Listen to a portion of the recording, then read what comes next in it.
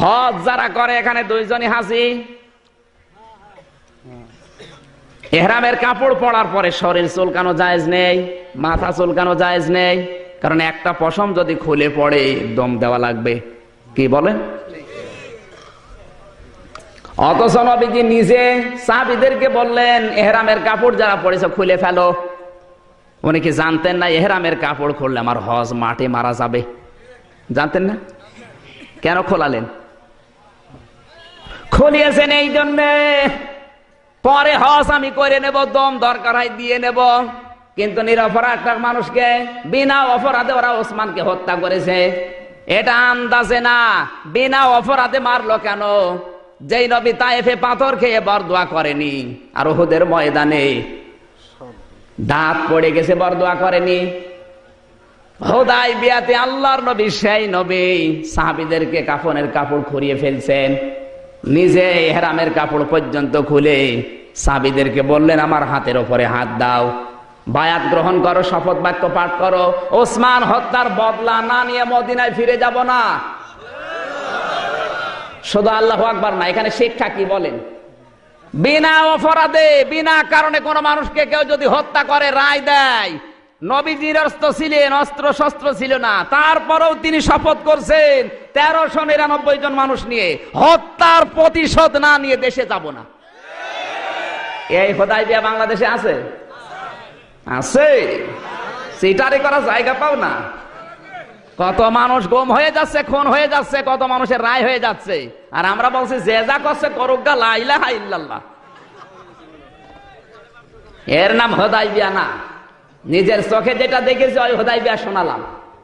আল্লাহ রাব্বুল আলামিন সঙ্গে সঙ্গে আয়াত নাযিল করে জানিয়ে দিলেন লাকাদ রাদিয়াল্লাহু আনিল মুমিনিনা ইদ ইউবাইউনাকা তাহাতাশ শাজারাতি। এই তাহাতাশ শাজারা গাছের নিচে, এটা মানে বাবলা গাছ। দুইটা গাছের নাম তাফসিরে আছে, খেজুর গাছ অথবা বাবলা গাছ। ওখানে বাবলা গাছের চারাটা এখনো আছে। এই গাছের নিচে আপনার হাতে হাত দিয়ে যারা বায়াত নিচ্ছে, আমি আল্লাহ তাদের উপরে খুশি হয়ে গেছি। আল্লাহ কখন খুশি হয় আপনি টের পাচ্ছেন না? বিনা অপরাধে কাউকে অত্যাচার করা হবে, জুলুম নির্যাতন করা হবে, আর আপনি বসে বসে আঙ্গুল চুষবেন, কিয়ামত হয়ে যাবে আপনার উপরে। আল্লাহ রাজি খুশি হবে না। আর রাজি হয় আল্লাহ ওই জায়গায় যখন অন্যায়ের বিরুদ্ধে মানুষ সোচ্চার হয়। কথা বলেন।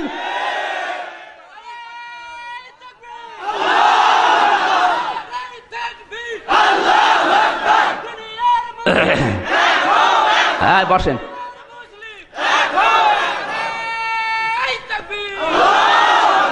আমার যতটুকু জ্ঞান আছে, এই হুদায়বিয়া যদি বাংলাদেশে আসতো, শুধু ইতিহাসই পড়ি আমরা, এখান থেকে যদি এই শিক্ষাটা নিতে পারতাম, বাংলাদেশে একটা মানুষ আজ গুম হতো না, হারিয়ে যেত না। এই কথা বলছেন না কেন? একটা কথা যদি আপনি ভুল প্রমাণ করতে পারেন, গ্যারান্টি দিয়ে যাচ্ছি, চ্যালেঞ্জ দিয়ে যাচ্ছি, কোনোদিন আর কথা বলবো না। আমার বয়স অল্প, লেখাপড়া যা ছিল বাংলাদেশে একেবারে কম করি নাই, আমি চ্যালেঞ্জ এমনিতেই নাই।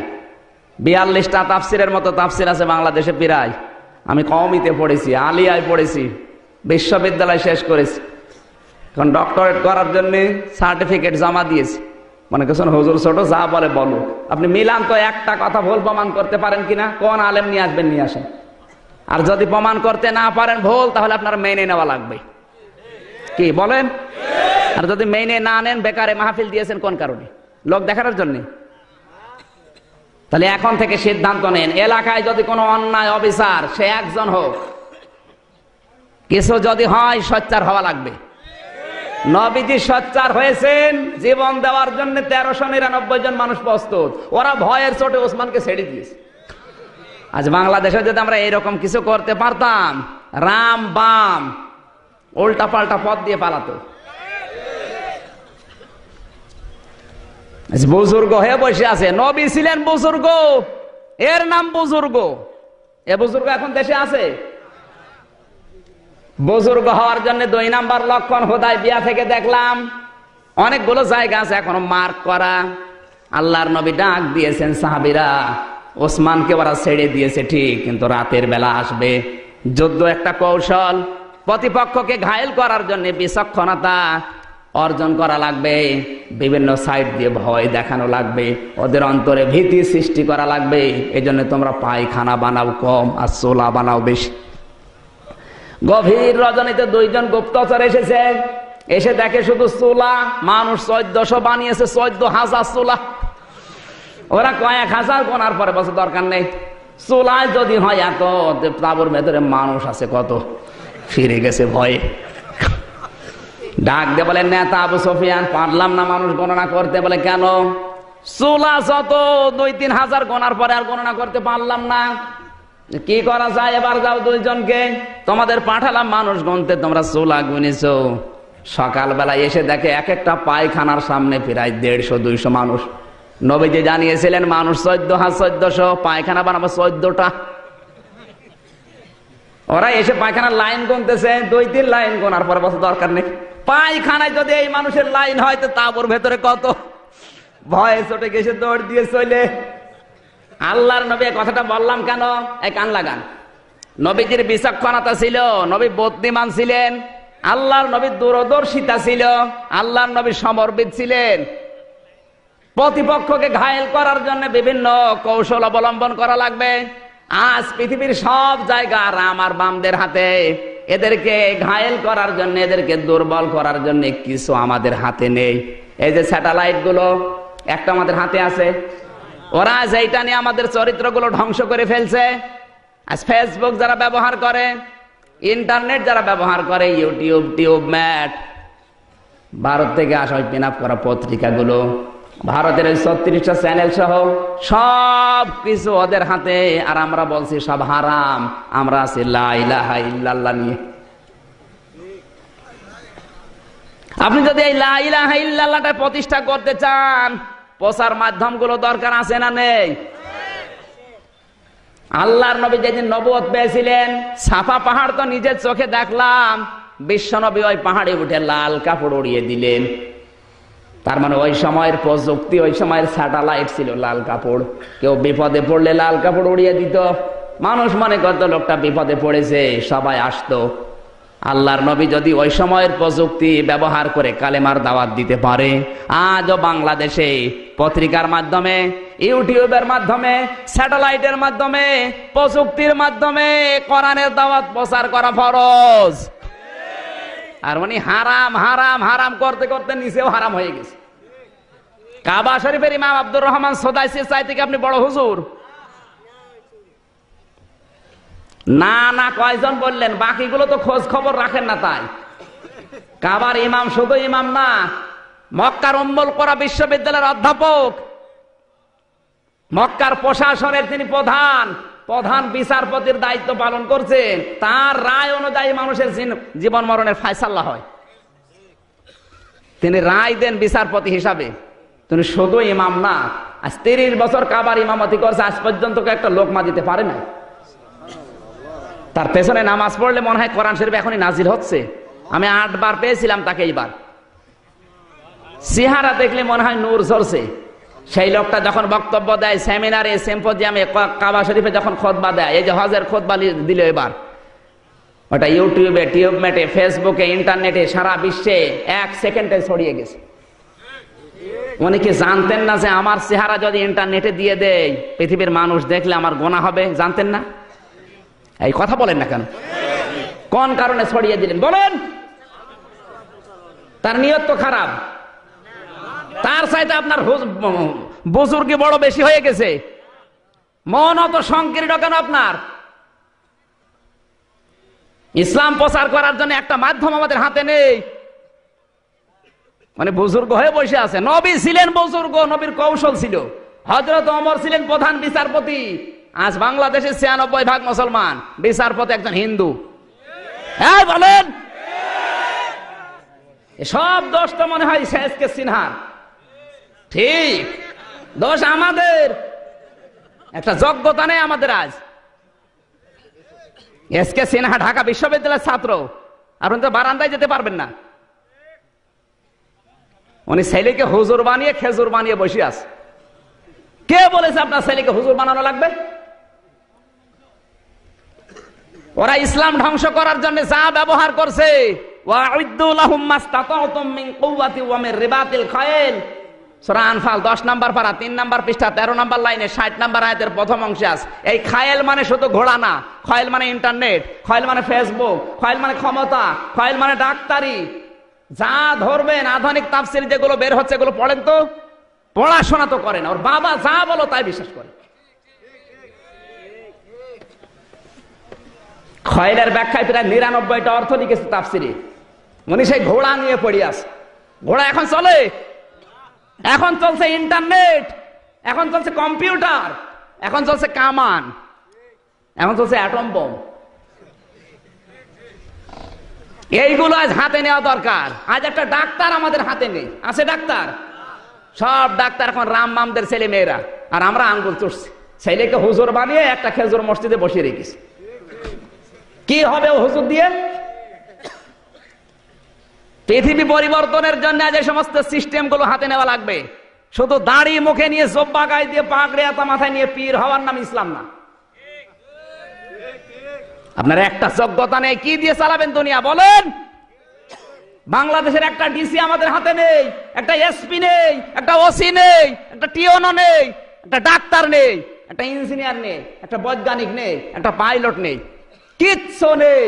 উনি শুধু সুবহানাল্লাহ নিয়ে আসে, মায়েরও খেয়েছে সেরকম। নবীজি বদরের ময়দানে যাওয়ার সময় সাহাবীদেরকে বললেন, অস্ত্র নেই কার কার? বলছে হুজুর আমার। এদিকে আসো, খেজুর গাছের বাকল নিয়ে আসো। খেজুর গাছের বাকল হাতে ধরিয়ে বলছে এটা অস্ত্রের মতো কাজ হবে। ময়দানে যাওয়ার সময় খালি হাতে না, খেজুর গাছের বাকল নিয়ে হলে যাওয়া লাগবে। আর উনি ময়দানে গেছে তসবিহ নিয়ে। একটা কথা ভুল প্রমাণ করেন তো করেন, কোন কারণে আপনি তসবিহ নিয়ে আসবেন? ওরা কামান নিয়ে আসতেছে, ওরা অ্যাটম বোম নিয়ে আসছে, আর উনি তসবিহ নিয়ে সুবহানাল্লাহ পড়ছে। 60 করে ফেলবেন মেরে। এই নবী যাইতে আপনি বড় বুজুর্গ, নবী জানতেন না যে বদরের ময়দানে ওরা আসতেছে সাজগজ করে, আমরা একটু তসবিহ নিয়ে যাই? পারতেন না? কোন কারণে? অস্ত্র নেই, তারপরও বলে খেজুর গাছের বাকল নিয়ে আস। ইসলাম বলতে ইসলামের হর্ষায়ও বোঝে না। এখন যদি বলেন হুজুর আপনি বেশি বোঝেন, আমি বেশি না। ইসলাম নেওয়া লাগবে মক্কা মদিনা থেকে। আপনি নিজে ইসলাম বানাবেন, ওর নাম ইসলাম না। মক্কা মদিনায় রাসূল যা করেছেন ওইটাই ইসলাম, নাকি আপনি বেশি বোঝেন? ছেলেকে ডাক্তার বানাতে হবে।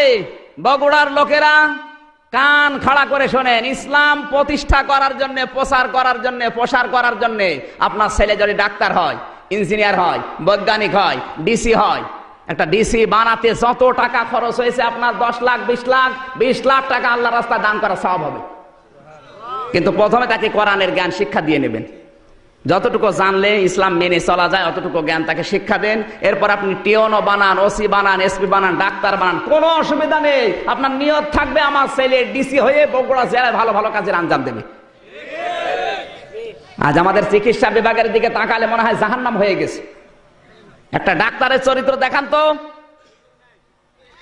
আল্লাহর পরে মানুষ যদি কাউকে বিশ্বাস করে সেটা হচ্ছে ডাক্তার। এই কথা বলছেন না কেন? কিন্তু এরা আজ কসাই কসাই কাদের হয়ে বসে আছে। আমার যতটুকু ধারণা বাংলাদেশ সম্পর্কে, এই দেশে যদি কাউকে ডাকাইতে ধরে তার বেঁচে থাকার সম্ভাবনা আছে, কিন্তু কাউকে যদি ডাকাইতে ধরে, ডাক্তার ধরে, ও নির্ঘাত মারা যাবে। ওই যে আমার গাড়ির ড্রাইভার, ওরে কয়েকদিন আগে ডাকাতে ধরেছিল ওই লালন শাহ মাজারের কাছে, লালন শাহ ব্রিজ। ডাকাতে ধরে যা পেয়েছে সব কেড়ে নিয়েছে, গেঞ্জি পর্যন্ত খুলে নিয়েছে। যাওয়ার সময় বলছে তোর কাছে ভাড়া আছে? বলছে না। 200 টাকা দিয়ে বলছে ভাড়া দিয়ে দিলাম, বাড়ি চলে যা।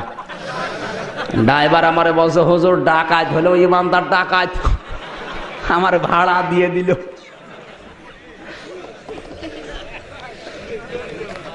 আর একটা ভালো মানুষ নিয়ে যান ডাক্তারের কাছে, পেট কেটে খুঁতো করে দেবে, চাটি বাটি ঘটি বাটি বিক্রি করে নিয়ে যাবেন, সব তো নেবেই নেবে, বাড়ি আসার সময় ভাড়া দেবে। কারণ ডাক্তার তো ওই রকম ডাক্তার বানাতে পারি না। আজ ডাক্তার গুলো যদি আমরা তৈরি করতে পারতাম রাজশাহীর ডাক্তার ফাতেমা সিদ্দিকার মতো, ফরিদপুরের ডক্টর শাহিন জর্দারের মতো, চট্টগ্রামের ডক্টর আব্দুল মুবিনের মতো, এই সমস্ত ডাক্তার উপহার দিতে পারলে চিকিৎসা বিভাগ হয়ে যেত দুর্নীতি মুক্ত। আরে এমন ডাক্তার পেয়েছি, হাত ধরার পরে 1000 টাকা বিল, 5টা রিপোর্ট, কোন জায়গায় দেখাতে পারবা না, আমার জায়গায় দেখি আবার নিয়ে আস। এইরকম ডাক্তার আছে না? আছে মানে ডাক্তার না, ছেলে কার আপনি হিসাব করে দেখেন, ওর বাবার আমার বাম। এই জন্য বলছি শুধু হুজুর বানানোর দরকার নেই, কোনো দরকার নেই হুজুর বানানোর, হুজুর অনেক আছে। আজ পৃথিবী পরিবর্তনের জন্য ভালো মানুষ দরকার।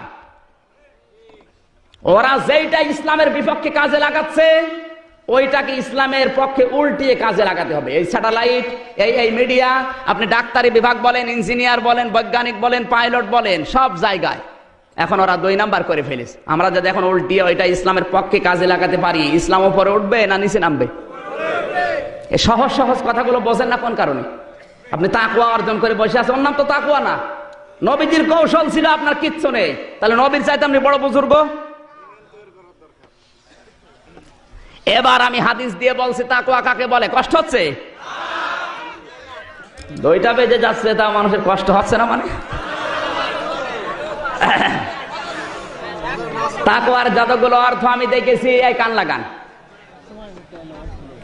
তাকওয়ার যতগুলো অর্থ আমি দেখেছি, তাকওয়ার 1 নাম্বার অর্থ একটা একটা করে আমি 99টা বলছি। এই কান লাগান না, আপনাদের মন নেই?